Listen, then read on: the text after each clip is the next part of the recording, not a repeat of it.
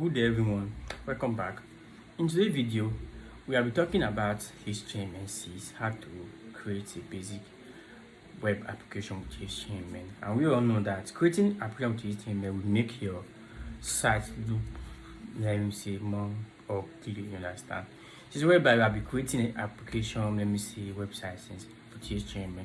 But in this video I want to talk about CSS. You understand?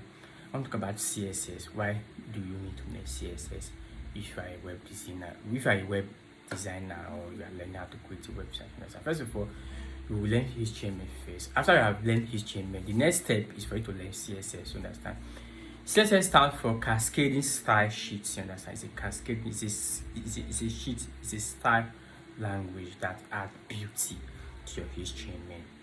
For example, you are a constructor, like you are an engineer, and after you do the foundation, after the roofing, this house will look ugly. But you applying if you plaster it, paint the house, put POP, the house will look more beautiful. That is work of CSS. CSS make your work or your website more beautiful, more professional. You understand? It adds beauty to your web application. That's one of the reason why we need to learn CSS. And in my next video, we are going to talk about, let me say, different type of CSS. Let me say, as we are talking, we are coding it as well.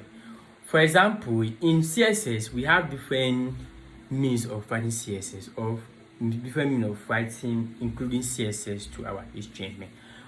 One of the first and one of the most handy way of doing it, we use the external CSS, which is whereby you create an external CSS, an external file that is not the same file with the HTML. You link it to the HTML file. We call that one external CSS. You create a file or a folder, a CSS folder. You create a file there, then you link it to your HTML. That is external CSS. The second one is internal CSS. The internal CSS is that you are using this thing. You are writing the CSS inside the HTML. You understand? By inside that your close body tag, you are including your style language. You are writing your CSS there. We refer to that one as a internal CSS. The last one, which is the inline CSS, when you are writing your HTML tag, you can also put your CSS there. That is, we also refer to that one as inline CSS. There are the three methods where you can include your CSS inside your HTML file. In our next video, we are going to talk about it in action. Understand? Talk about this action. We are coding it. You understand? We talk about how to include it, how to link the two together, so that it can be more productive. Thank you for watching. Subscribe.